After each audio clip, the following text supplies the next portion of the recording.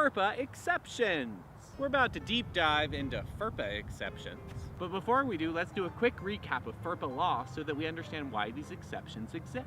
FERPA, the Family Educational Rights and Privacy Act, grants three main rights to parents of minors and students who have turned 18. First, they have the right to access their students' educational records. Second, they have the right to seek to amend those educational records. Third, they have the right to consent to disclose their students' personally identifiable information. This last one about the right to consent to disclose information is where FERPA exceptions come into play. As an LEA, or local educational agency, you have a lot of student information, also known as PII, personally identifiable information.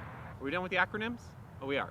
Good. You're entrusted with this student information, and so you should only share it with others with written parental consent or by using one or more of the FERPA exceptions. Exceptions, times where you can share student PII without parental consent. There are several FERPA exceptions, but we're going to focus right now on some of the main ones. Audit or evaluation, school official, directory information, and studies. Let's talk about each of these in detail.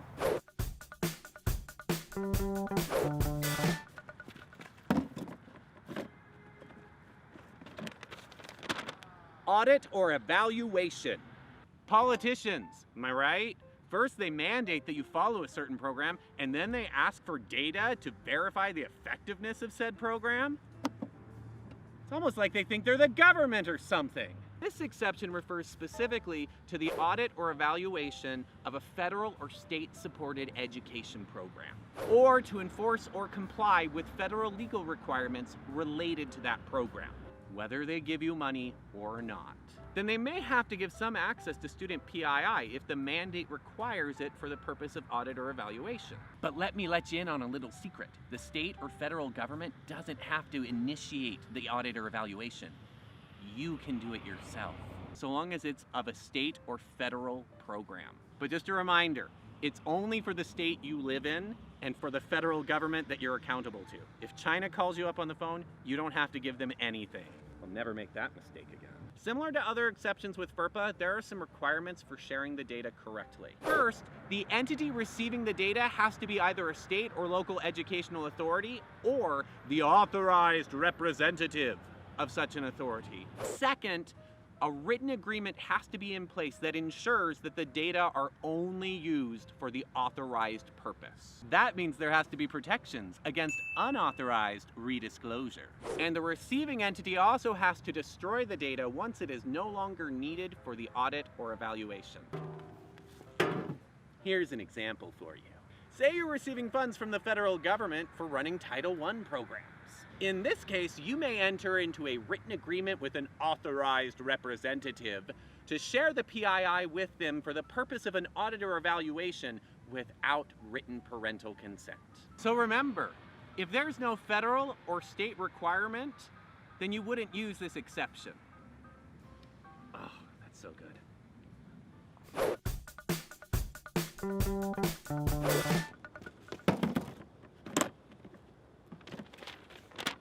Studies exception.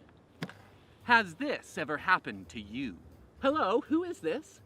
Oh, hi, Bob the researcher. How's the family? Are you publishing or perishing, Bob?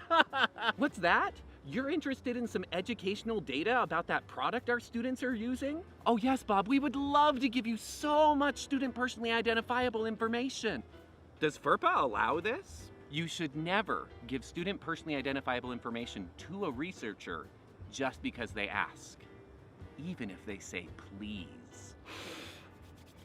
If an LEA wants to have a study done, they can contract with a researcher and even share student personally identifiable information without written parental consent using the studies exception. That is, provided a few conditions are met. The study must be done for or on the educational entity's behalf and for an educational purpose. FERPA specifically mentions, how did you do that? That was magic. FERPA specifically mentions three purposes.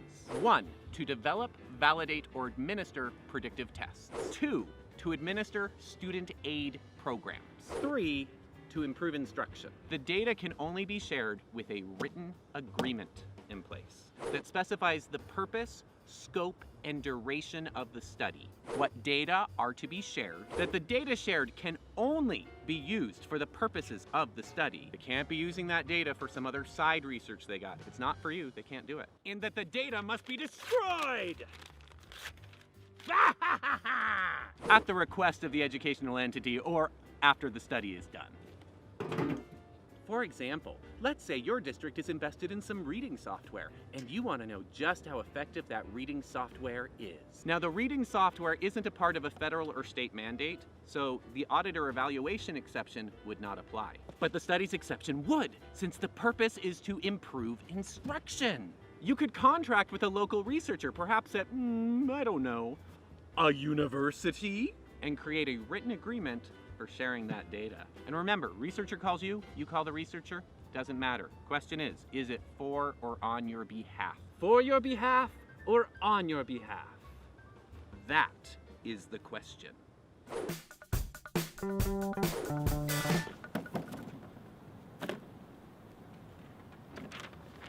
Directory information. You know, sometimes I like to break out the old yearbook and reminisce about the good old days. That guy still owes me money. Oh no. Oh no. Student pictures, student names, participation in officially recognized sports and activities. This is all PII! But yearbooks like this are actually okay, thanks to the FERPA Directory Information Exception. Directory information is information about a student that generally wouldn't be considered harmful or an invasion of privacy if disclosed. Examples might include a student's name, gender, birth date, picture, or many others. You know, there are many situations where a school might want to make this information public, such as a playbill for the school play, the names, height, and weight of an athlete in a sporting event, a list of student names for Valentine's Day, or photos in a school yearbook. You get the idea. Directory information has no requirement for the school to control the information once it's been shared. Once it's out there, it's out there. It's important to remember that directory information, it's going to be different from one LEA to another LEA. It's even going to be different from one school to another school within the same LEA. And that's because each LEA and school gets to decide what they have designated as directory information. Now that you know what it is, here are the rules. Rule number 1, don't feed your directory information after midnight. Wait, what's that? That's the plot of Gremlins? What about the water stuff? Okay, that's also Gremlins. Okay, my mistake. Rule number 1, educational entities must provide parents with an annual notification of what types of data they have designated as directory information. Note that FERPA allows you to go beyond this and have a limited directory information policy, where you would indicate specifically who you'll be sharing the data with and for what purposes. Either way, parents must be given the option to opt out of directory information being shared. And the annual notice needs to include the time frame that parents have to opt out. But that means that if a parent has opted their student out of directory information, then they shouldn't appear in any publications that use directory information, like a yearbook. Sorry, Sally, you'll just be known as no photo available till the end of time. This will require that LEAs and schools have some sort of way of tracking opt-outs to ensure that student data are being shared correctly. Because of these opt-outs, there are many situations where you may be sharing essentially directory information, but you may not want to use that exception. For example, an online educational app might only require a student's name to create an account. Harmless, right? But if the parents have opted out, then the student wouldn't be able to use that app in class. That's why for educational apps, you'll most likely want to use the school official exception and not directory information. So to summarize, annual notification, allow the parents the option to opt out. But you don't have to take my word for it. Just take a look. It's in a book. A reading rainbow.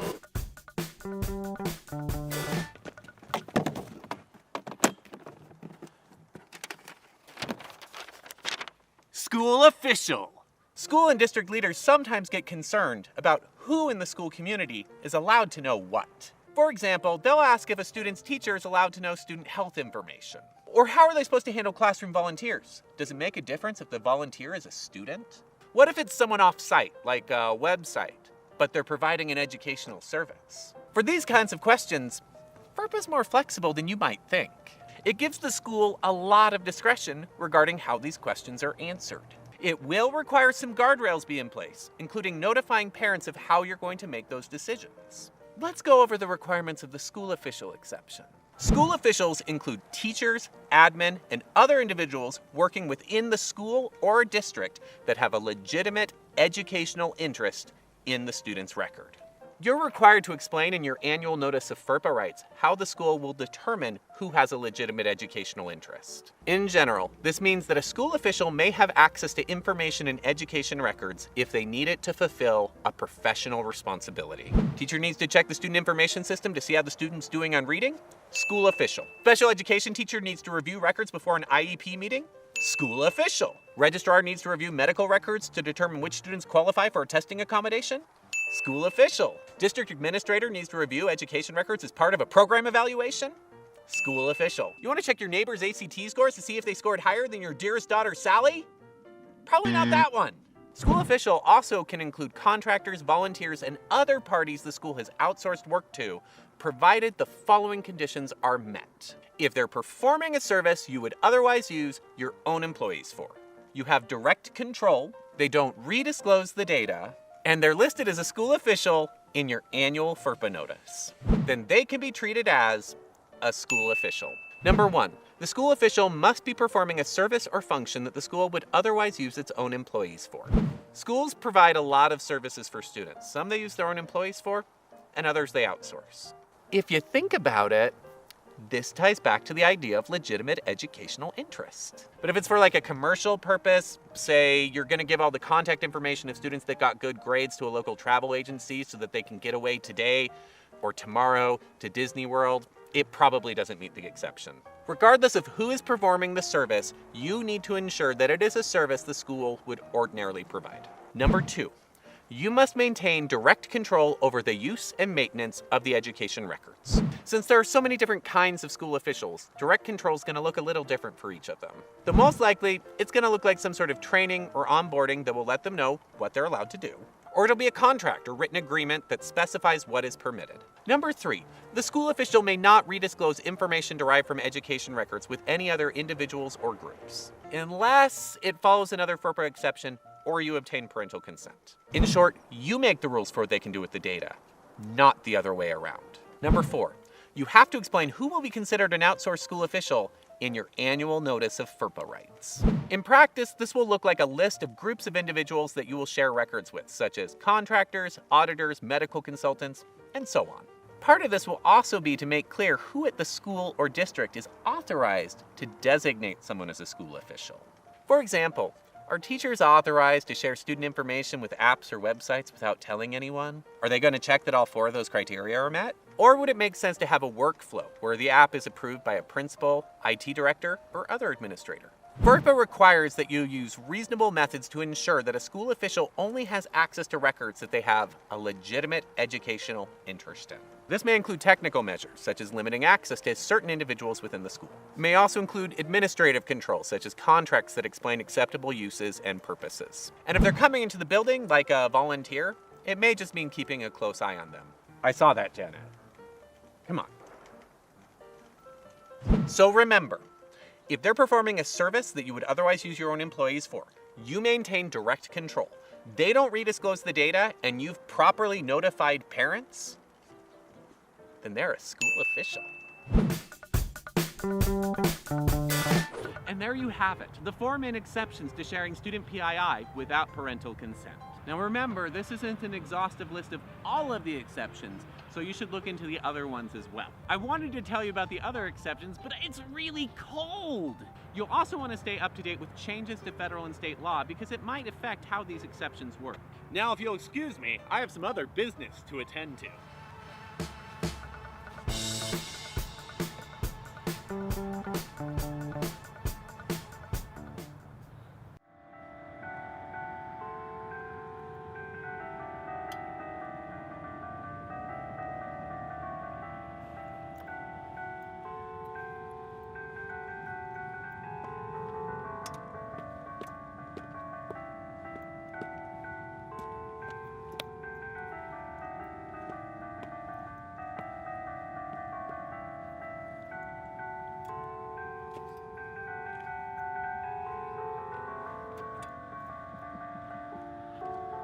long is this gonna go?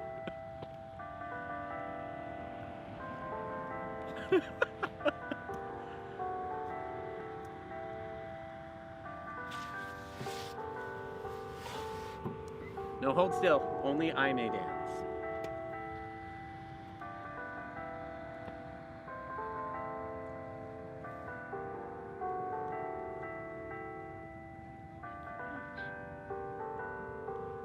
Second verse.